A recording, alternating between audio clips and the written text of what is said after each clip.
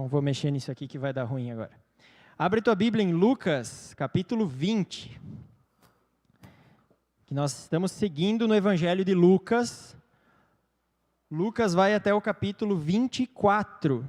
Então nós começaremos agora o capítulo 20 de Lucas. Se Deus permitir, em breve nós completaremos o Evangelho de Lucas. E aí nós teremos visto todo um panorama sobre a vida de Jesus, desde antes do nascimento dele, até a morte e a ressurreição, e aí lá em Atos, a ascensão dele. Lucas, capítulo 20, versículos de 1 a 26.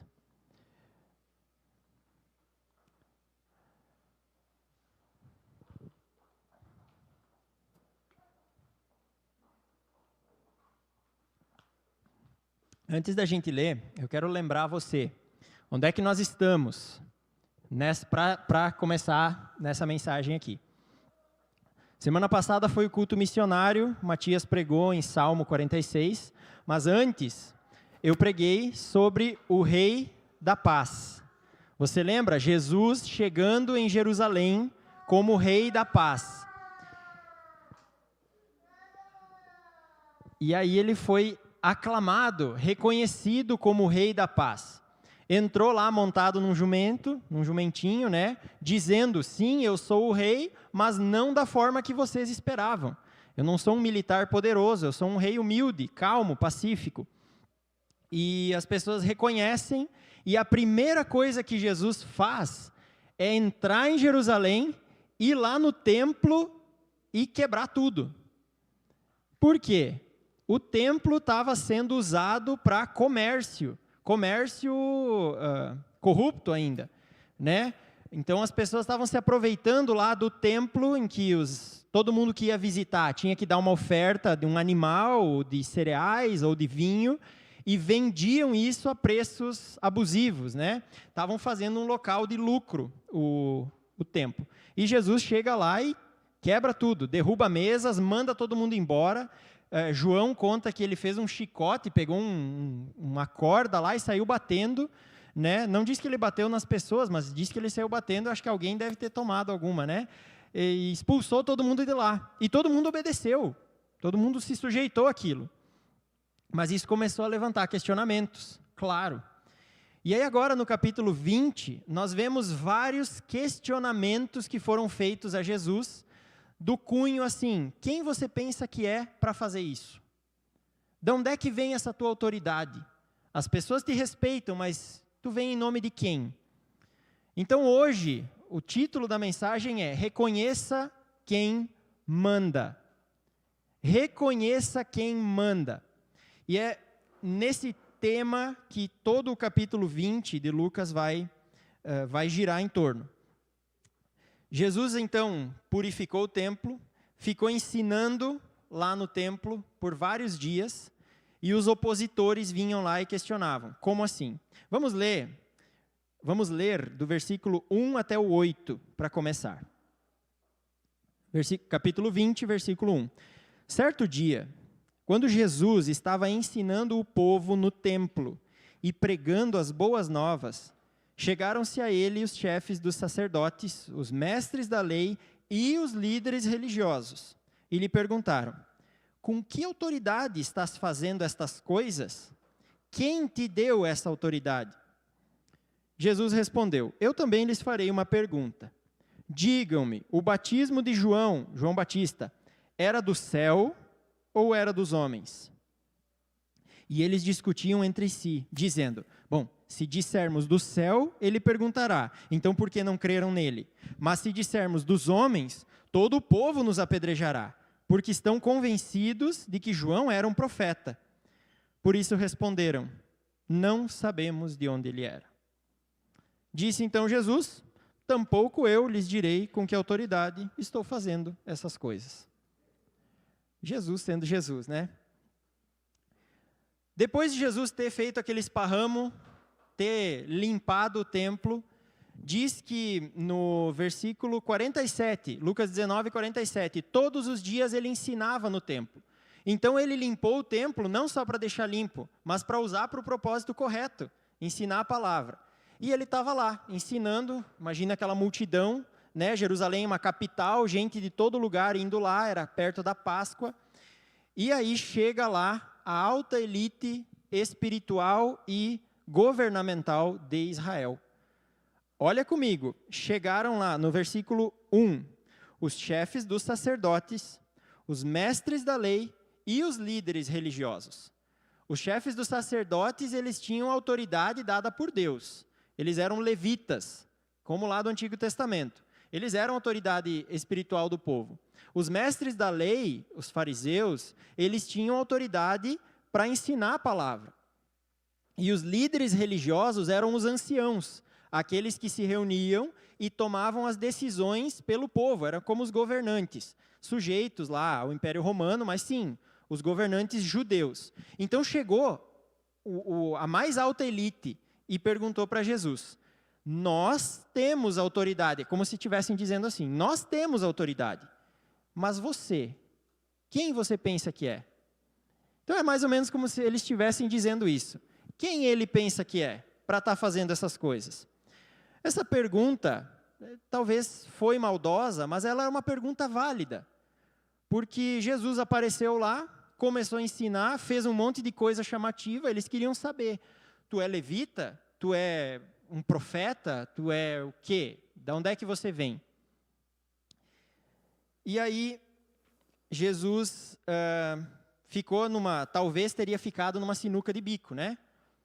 Jesus, da mesma forma que João, se Jesus tivesse dito, minha autoridade é de Deus, blasfêmia, vamos matar, vamos apedrejar, eles poderiam fazer.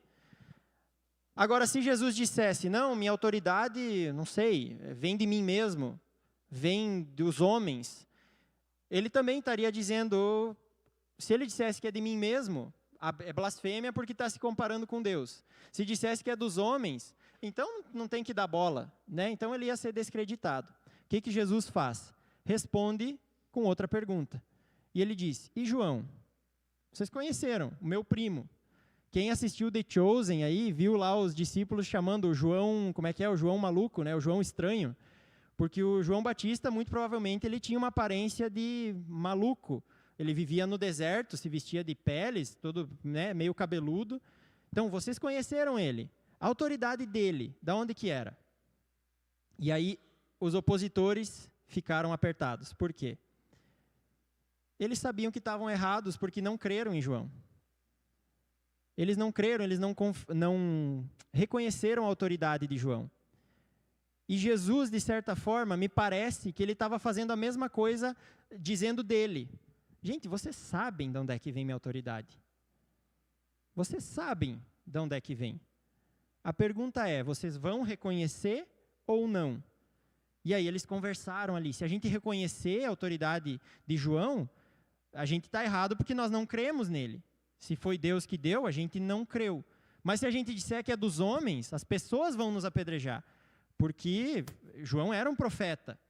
Então eles estavam orgulhosos demais para reconhecer a autoridade divina, tanto de João quanto de Jesus.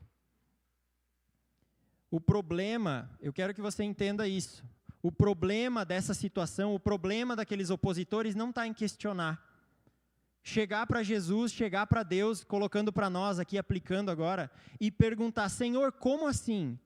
De onde é que vem isso? Por quê? Que autoridade é essa? Não tem problema perguntar. O problema é ouvir a resposta e não se submeter a ela. Porque foi isso que aconteceu ali com os opositores. Eles ouviram, eles entenderam, e aí começaram a planejar matar Jesus, porque eles não queriam se submeter. Então, eles acabam calados por Jesus. Diz aí, a história termina de forma meio abrupta, né? Não, vocês não vão me responder, eu também não vou responder vocês, e está tudo certo, né? E fica por isso. Eu vou aplicar no final da mensagem, tá? Aplicar com mais detalhes. E aí segue. Logo depois, Jesus conta uma parábola para esse mesmo povo aí. Pensa só, chegaram os opositores, mas estava todo mundo reunido ali. Então, Jesus passa a contar essa parábola. Logo depois do debate, ele continua falando, continua explicando. Versículo 9. Então Jesus passou a contar ao povo esta parábola. Certo homem plantou uma vinha, arrendou-a a alguns lavradores e ausentou-se por um longo tempo. Na época da colheita, ele enviou um servo aos lavradores, para que lhes entregassem parte do fruto da vinha. Mas os lavradores o espancaram e o mandaram embora de mãos vazias. Ele mandou outro servo, mas a esse também espancaram e o trataram de maneira humilhante, mandando-o embora de mãos vazias. Enviou ainda um terceiro, e eles o feriram e o expulsaram da vinha. Então o proprietário da vinha disse: que farei? Mandarei meu filho amado, quem sabe o respeitarão. Mas quando os lavradores o viram, combinaram entre si, dizendo: esse é o herdeiro, vamos matá-lo e a herança será nossa. Assim lançaram-no fora da vinha e o mataram. O que lhes fará então o dono da vinha? Virá, matará aqueles lavradores e dará a vinha a outros. Quando o povo ouviu isso, disse: que isso nunca aconteça. Jesus olhou fixamente para eles e perguntou: então qual é o significado do que está escrito? A pedra que os construtores rejeitaram tornou-se pedra angular. Todo o que cair sobre essa pedra será despedaçado, e aquele sobre quem ela cair será reduzido a pó. Os mestres da lei e os chefes dos sacerdotes procuravam uma forma de prendê-lo imediatamente, pois perceberam que era contra eles que ele havia contado essa parábola. Todavia, tinham medo do povo. Jesus segue no debate e ele não responde explicitamente: o meu poder vem de Deus, eu sou o filho amado de Deus. Ele não diz isso com todas as letras, mas ele conta uma parábola. Eu já falei aqui, como Jesus usa muito parábolas, a parábola é uma história que não tem uma conclusão assim que encerra ela. Ela sempre termina no ar. Ela sempre termina para que você que está ouvindo, do mesmo jeito que os ouvintes lá, tirassem a sua própria conclusão.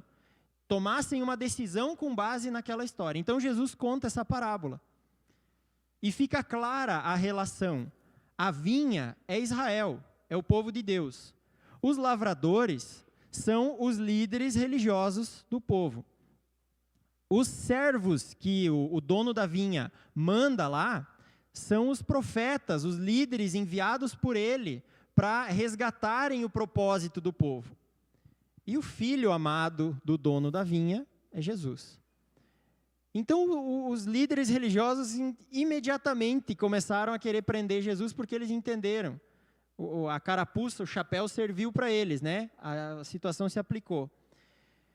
A questão aí, o problema da parábola não é o fruto ali, se vai entregar ou não vai. O problema é a atitude dos lavradores. É a atitude daqueles empregados, que se achavam donos da vinha.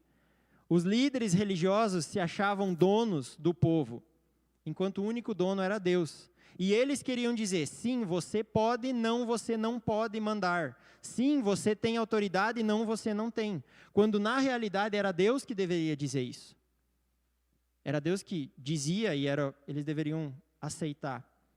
O ponto alto da parábola, parece que é o clímax. Eu quero que você imagine comigo.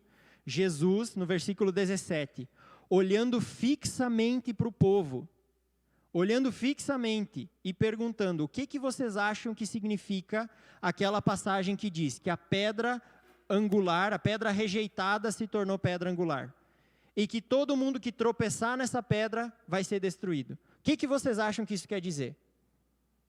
Ele estava dizendo: isso significa que aquele filho amado que o dono da vinha mandou vai ser rejeitado por muitos, só que quem rejeitar ele vai ser destruído.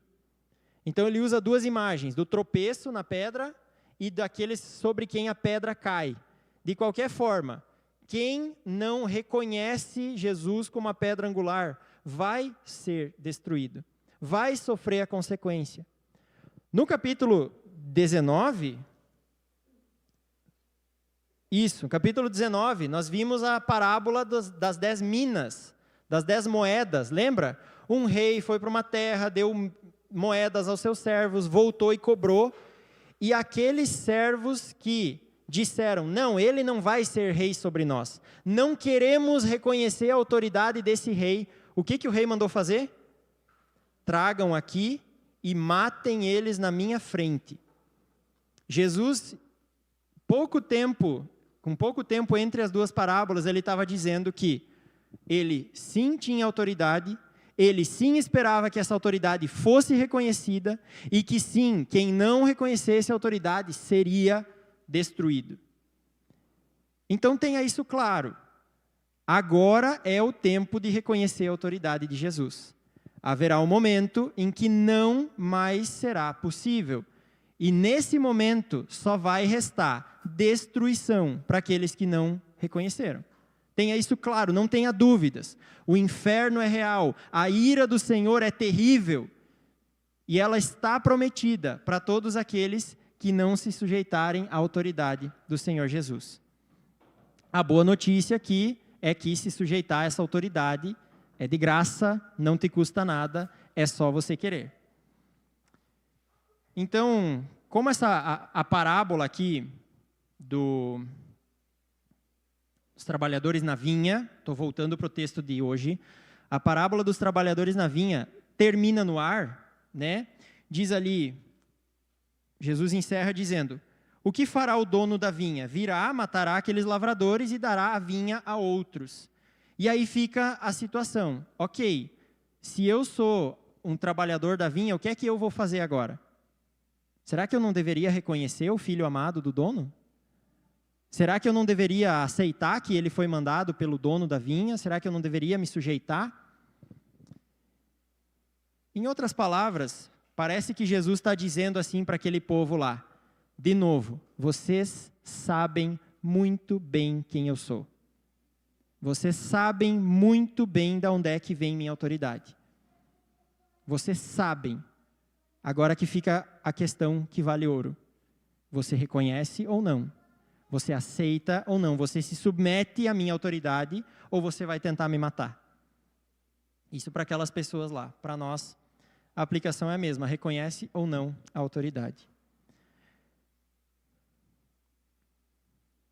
E o texto vai seguir, e aí vai vir uma afirmação muito famosa de Jesus.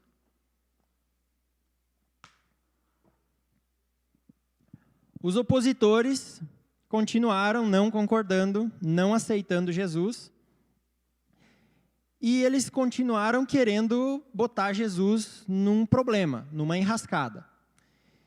E aí parece que eles pensaram assim, né, eu colocando as palavras na boca deles lá. Eles olharam para Jesus e pensaram, quem ele pensa que é? Quem esse cara acha que é? Aí Jesus disse para ele, vocês sabem muito bem quem eu sou, só basta vocês reconhecerem. E aí agora, parece que os opositores pensaram assim, vamos ver se ele é tão bom assim. E aí eles pegam alguns outros espiões, outras pessoas ali, que deveriam se aproximar de Jesus, fingindo querer aprender e fazer perguntas difíceis para ver se Jesus ia falar alguma coisa errada. Para ver se Jesus ia dar com a língua nos dentes, poderia ser acusado, ser preso. Então, o versículo 20 diz assim, Lucas 20, versículo 20. Pondo-se a vigiá-lo, eles mandaram espiões, que se fingiam justos, para apanhar Jesus em alguma coisa que ele dissesse, de forma que o pudessem entregar ao poder e à autoridade do governador. Assim, os espiões lhe perguntaram, mestre, sabemos que falas e ensinas o que é correto, e que não mostras parcialidade, mas ensinas o caminho de Deus conforme a verdade. É certo pagar imposto a César ou não? Jesus, abre parênteses, que não era bobo nem nada, fecha parênteses, percebeu a astúcia deles e lhes disse, mostrem-me um denário, uma moeda. De quem é a imagem e a inscrição que há nele? De César, responderam eles. Ele lhes disse, portanto, deem a César o que é de César e deem a Deus o que é de Deus. E não conseguiam apanhá-lo em nenhuma palavra diante do povo. Admirados com sua resposta, ficaram em silêncio. Então, tentando pegar Jesus numa rebeldia contra Roma, né? Eles vieram perguntar do imposto. Por quê? Lembra comigo do contexto. Eles estavam em Israel, em Jerusalém, a cidade de Jerusalém, mas toda a região de Israel e arredores era dominada pelos romanos. E os romanos cobravam impostos do povo. Para pagar o imposto ao imperador romano, tinha que usar a moeda de Roma, que era o denário. E daí trazia lá a cara do César e uma inscrição lá, César fulano, divino, filho de fulano. E aí, os judeus, para você entender, eles eram terrivelmente rebeldes. Os judeus sempre tiveram uma história de não se sujeitar aos dominadores. Então, especialmente contra os romanos, ele sempre tinha revoltas. Alguns se juntavam e começavam a matar soldados romanos. Não vamos pagar impostos a Roma. Não vamos mais nos sujeitar ao imperador. Não vamos mais nos sujeitar ao governante romano que está na nossa região. Vez após vez. E aí eles queriam fazer Jesus se identificar com um grupo desses. Porque daí eles poderiam dizer, romanos, Jesus é rebelde, pode crucificar. É o que eles queriam. Depois eles mentiram e conseguiram isso igual, né? Mas nesse momento não era a hora. Esse imposto tinha alguns judeus que até consideravam idolatria, porque tinha a imagem do imperador e dizia lá, fulano, César, divino, né? Filho de Deus. Os imperadores se consideravam deuses aí. E aí o que Jesus diz? Aquela frase, deem a César o que é de César, deem a Deus o que é de Deus. Esse deem, entreguem, paguem, a palavra original significa pagar algo que é devido, pagar de volta, devolver. Então, ele disse, talvez daria para falar assim, devolvam a César o que é de César. Seu dinheiro é para ele, o imposto é para ele, devolve para ele. E devolvam a Deus o que é de Deus. E aí a gente pode se perguntar, tá, o que é devido a César? Vamos esclarecer. O que era devido a César? O imposto, a obediência, a submissão como governador terreno, governador no mundo, né? Então, a gente aprende, aplicando já para nós, a obediência às autoridades, ela pode muito bem andar junto com a nossa obediência a Deus. Não é porque eu obedeço a Deus que eu não vou obedecer às autoridades, por menos que eu goste delas. Agora, nunca a obediência à autoridade pode estar acima da nossa obediência a Deus. Isso acho que está claro, se não está, que fique claro. Sempre vai ser mais importante obedecer a Deus, mas é possível obedecer aos dois, você não precisa ser um rebelde.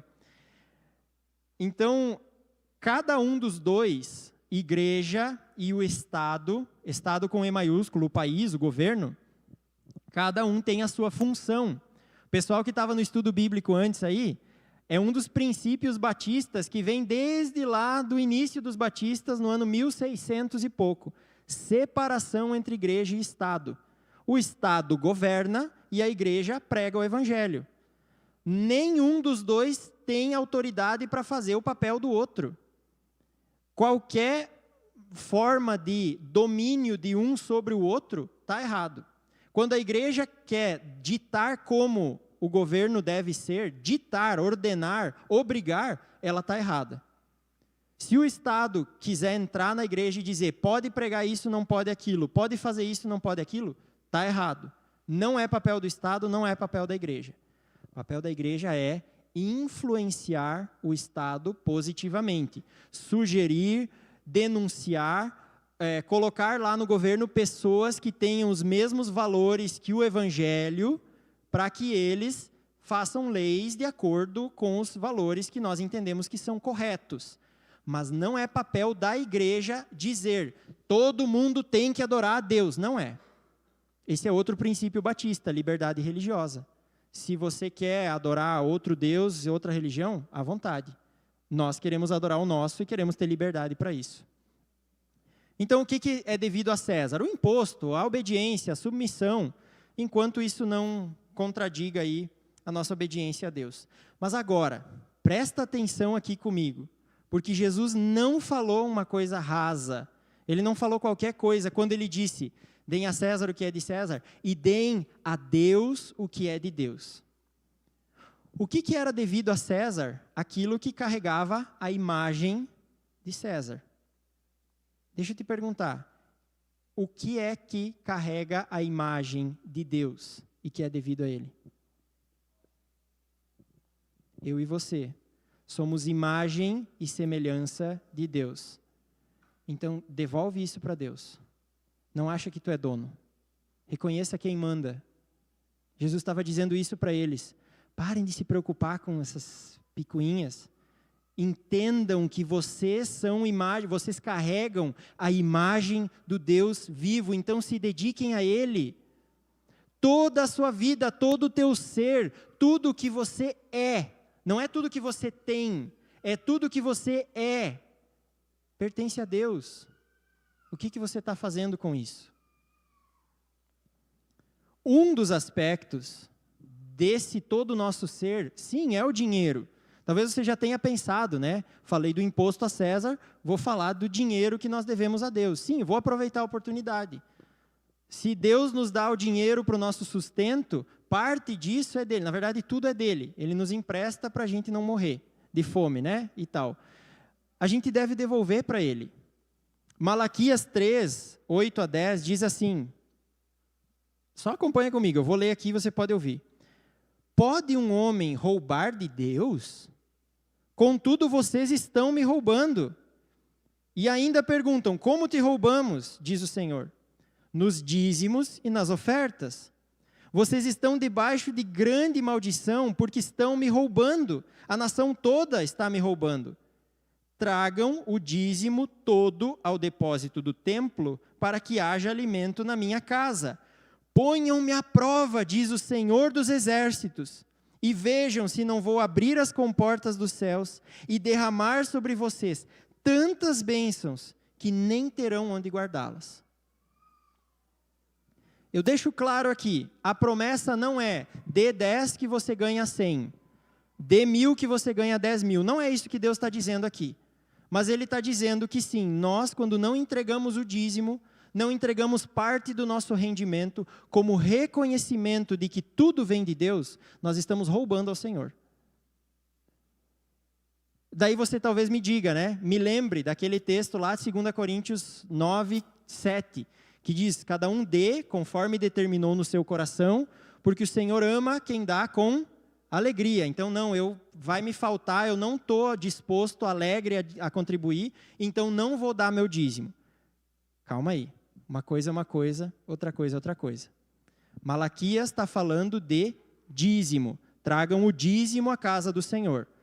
E ele não dá opção, quando você puder, se você puder, conforme você estiver disposto. Não, ele diz, se não dá dízimo, está roubando o Senhor. Agora, 2 Coríntios 7, 8 e 9, está falando de levantar uma oferta de uma igreja mais rica para uma outra igreja que estava passando fome. E aí Paulo diz, todo encontro de vocês vão recolhendo o dinheiro, que quando eu passar aí, eu vou com algum de vocês junto, nós vamos lá nessa outra igreja e vamos entregar a oferta. Cada um dê conforme determinou no seu coração, porque o Senhor ama quem dá com alegria. Está falando de dízimo? Não está. Está falando de oferta voluntária. Aí você é voluntário, você dá o quanto quiser. E que dê a quantia que der com alegria. Mas o dízimo não é uma opção. Então reveja isso. Dai a César o que é de César. Eu duvido que você sonegue imposto. Espero que não. Você deve pagar teu imposto. Agora não negue o imposto, o dízimo ao Senhor. porque Ele cobra isso. Ele espera de nós fidelidade nisso também. E eu quero pegar o gancho do que nós falamos hoje de manhã na Assembleia, para ensinar a igreja sobre isso. Nós falamos sobre o auxílio para seminaristas, né? Temos lá a Bebel, a Sassá, que estão estudando teologia, estão se formando para serem missionárias ou líderes de igreja. E foi levantada a questão, devemos ou não ajudar, né, como igreja? Essa é uma situação de oferta, então eu não acho que deva ser obrigatório para a igreja, eu falei isso hoje de manhã. É oferta, cada um dê conforme determinou no seu coração. E também temos que levar em conta duas coisas que eu quero destacar para vocês. Lá em Atos, capítulo 13, a igreja de Antioquia fez o primeiro envio missionário da história. Diz lá em Atos que estava reunida a igreja, e a igreja tinha líderes. Barnabé, Saulo, Níger, Lúcio, e segue toda a lista. Mas começa com Barnabé e Saulo. E a igreja estava orando e jejuando, e o Espírito Santo disse, separem-me Barnabé e Saulo e mandem para onde eu vou mostrar. O que a igreja fez? Orou, jejuou e mandou. Quando a gente vê dois nomes assim, no primeiro lugar de uma lista de nomes, não é por acaso. Eu não tenho dúvidas de que Barnabé e Saulo eram os melhores líderes que a igreja de Antioquia tinha. Eles eram os mais importantes, os mais proeminentes, os líderes, talvez o pastor-chefe daquele grupo. Quando Deus disse, manda, a igreja não disse, Senhor, mas o Saulo, mas o Barnabé vai fazer falta. Tem o Lúcio, tem o Níger, tem o outro aqui, manda eles. A igreja não fez isso. A igreja disse, o Senhor quer o melhor vai. Enviamos. Vocês acham que Barnabé e Saulo comeram, se sustentaram com o dinheiro do quê? Que a igreja de Antioquia sustentou eles por um bom tempo, até eles chegarem em outro lugar e terem sustento de lá. Essa é uma coisa. Quando Deus pede o nosso melhor, quando Ele pede que enviemos gente para missões, pro seminário, a gente manda e faz todo o possível, deveria fazer, para sustentar. E agora eu quero ler um texto com vocês, que está em 1 Coríntios 9. 1 Coríntios 9, a partir do 6.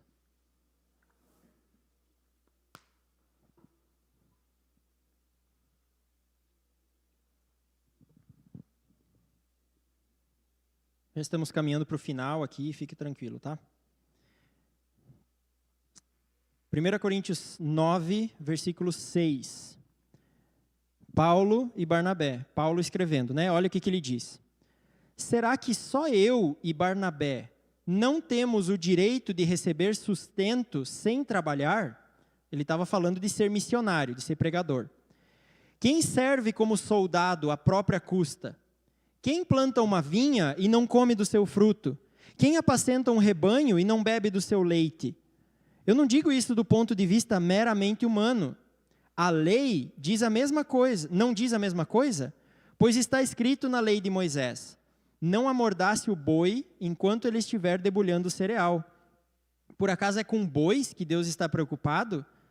Não é certamente por nossa causa que ele o diz? Sim, isso foi escrito em nosso favor, porque o lavrador, quando ara, e o debulhador, quando debulha, devem fazê-lo na esperança de participar da colheita. Se entre vocês nós semeamos coisas espirituais, seria demais colhermos de vocês coisas materiais? Se outros têm direito de ser sustentados por vocês, não temos nós ainda mais? Mas nós nunca usamos esse direito. Ao contrário, suportamos tudo para não colocar obstáculo algum ao Evangelho de Cristo.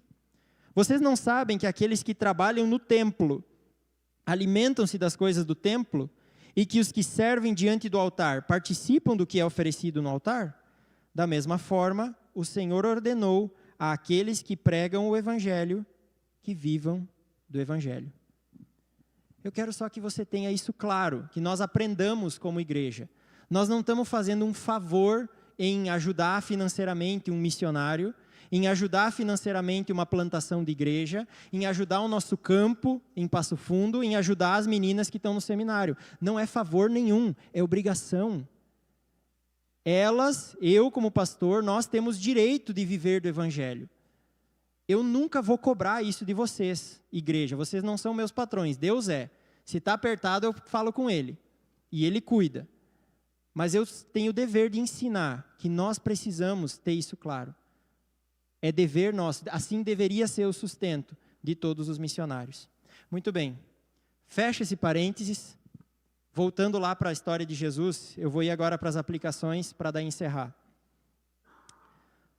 Conta o texto bíblico lá de Lucas 20, versículo 26, que é o último dessa nossa passagem de hoje, que diz lá que os opositores de Jesus não conseguiram apanhá-lo em nenhuma palavra diante do povo.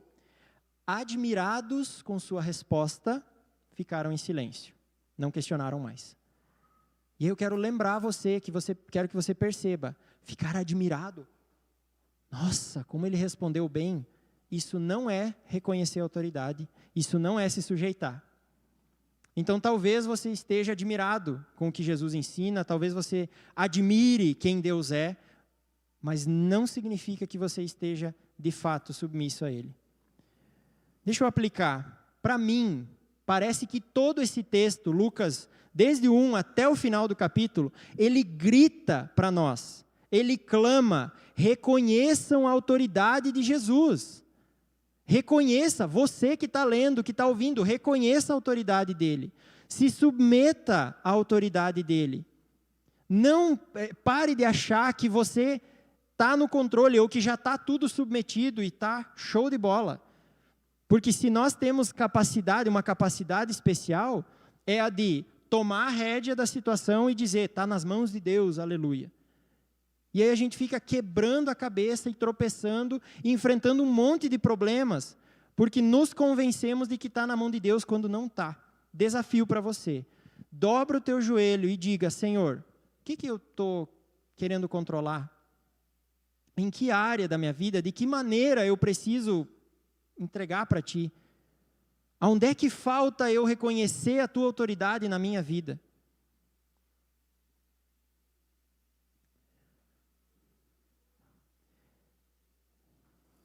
E uma última aplicação aqui, enfim, eu lembrei, claro, do texto de Mateus 28, 18 a 20. Nós estamos falando de se submeter à autoridade de Jesus. Lembra o que ele diz lá, Mateus 28, 18? Foi-me dada toda a autoridade nos céus e na terra. Portanto, vão e façam discípulos.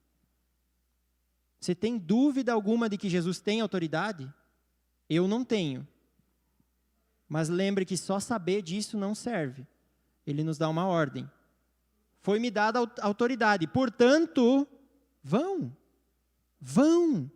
Lembra do objetivo de Lucas em escrever o Evangelho? Eu falei isso algumas vezes. Lucas escreveu para conclamar os cristãos à ação. O pessoal viu Jesus subir aos céus e estava lá. Muito bem, Jesus vai voltar, né? Pois é, né? E aí? É isso aí, vamos esperar então, né? E aí Lucas vê, não, gente. Lucas é quem mais cita o Espírito Santo, no Evangelho e em Atos. Ele diz, gente, vocês receberam poder, vocês receberam o Espírito Santo. Jesus, na autoridade dele, disse, vão e façam discípulos. E aí? E aí? Eu e você, gente, eu e você. Nós também temos o Espírito Santo. E aí eu quero levar você a pensar, o discipulado não é exatamente isso? Levar um irmão ou eu ajudar ele me ajudar, a nós dois nos submetermos à autoridade de Jesus em todas as áreas da vida? O discipulado não é dois andarem juntos para entender assim, mano, peraí, tu está agindo errado aqui, faz como Deus te manda, que vai ser melhor. E aí o irmão diz, pois é, certo, em outro momento, tu está agindo errado aqui, faz da forma que Deus manda, se submete ao que Ele manda, que é melhor para ti. Não é exatamente isso o discipulado? O caminhar juntos, o dividir a carga, é isso, gente. O discipulado é uma ferramenta de Deus. É uma ferramenta para te ajudar a perceber o que você precisa submeter ao Senhor. Então, se você ficou em dúvida com o questionamento que eu fiz, será que eu tenho alguma coisa na minha vida que eu não tenho submissa ao Senhor? Será que alguma área, a minha personalidade, o meu coração, as minhas afeições, aquilo que eu amo, o meu casamento, a criação dos meus filhos, o meu trabalho, o uso que eu faço do meu dinheiro, será que tem alguma coisa que eu não estou assim, eu controlando e achando que está na mão de Deus? Para você descobrir isso, te dou a dica que Jesus deu. Faça parte de um relacionamento de discipulado. Deixa Deus usar a vida de um irmão na tua vida e a tua vida na vida dele para te mostrar. A palavra fala que como o ferro afia o ferro, o irmão afia o seu próximo. É para doer mesmo, é para tirar pedaço mesmo, é para afiar, mas é para funcionar melhor. Se o discipulado é a ferramenta que o Senhor nos deu para cumprir essa missão, para cumprir essa ordem de nos submetermos à autoridade dele, e você não está usando essa ferramenta, é como se eu te pedisse, cavoca um buraco bem grande para mim e está aqui a pá. E daí você pega a pá e deixa de lado e cavoca na mão. Eu te dei a ferramenta, eu te dei a missão e você decide fazer de um jeito que é muito pior. Talvez a gente está fazendo isso. Entendemos a autoridade de Jesus, entendemos que temos que nos submeter, entendemos que temos que fazer discípulos, nos colocar à disposição, mas não, acho que não, eu vou fazer do meu jeito que é melhor. Eu quero te desafiar a mudar isso, a decidir se submeter ao Senhor. Fica de pé, vamos orar juntos.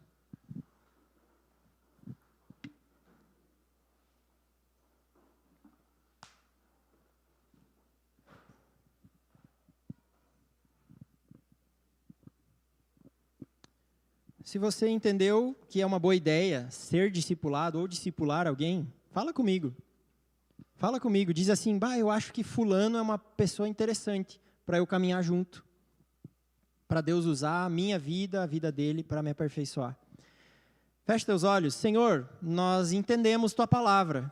Entendemos a tua autoridade, Senhor Jesus. A tua autoridade é dada por Deus, porque o Senhor é Deus. Ponto. Reconhecemos isso. Ao mesmo tempo, reconhecemos que nós todos temos um rei na barriga. Temos a tendência de tomar o controle, de dar o nosso jeito, de fazer da nossa maneira e achar que está nas tuas mãos. Então eu venho pedir por clareza, discernimento, abre os nossos olhos, amolece o nosso coração, Senhor, para que a gente perceba as áreas, as coisas, talvez a nossa vida toda, que ainda não está sujeita a Ti, que ainda não está submissa à Tua autoridade. Nos ajuda, Senhor, a reconhecer. Não só reconhecer, porque isso até os opositores de Jesus fizeram. Eles viram, ficaram admirados com a autoridade, mas que nós nos submetamos em humildade a Ti, Senhor. Ó Deus, coloca no nosso coração a necessidade de estar andando junto com um irmão, de estar vivendo um discipulado, Senhor, de estar discipulando alguém, de estar sendo usado por Ti, Senhor, para abençoar e amadurecer a vida de outro irmão e ser amadurecido no processo. Nos convence da realidade e da necessidade disso. Acima de tudo, Senhor, nos capacita a falar dessa Tua autoridade para quem ainda não Te conhece. Porque o ponto alto da Tua autoridade, Senhor, é que Tu já venceu o pior inimigo que a gente poderia ter, que é a morte, que é o diabo. O Senhor já venceu com a Tua autoridade e o Teu poder. E nós temos isso nas mãos e o Senhor nos chama a anunciar para as pessoas. Senhor, nos capacita. Em nome de Jesus, nos ajuda, nos desafia nessa semana e no porvir. Em nome de Jesus que oramos. Amém? Que o Senhor te abençoe e te guarde. Que o Senhor volte para ti o seu rosto, te conceda graça. Que o Senhor faça resplandecer sobre ti o seu rosto e te conceda paz onde você andar nessa semana. Amém? Dá um abraço em quem está perto de você aí. Até o próximo domingo.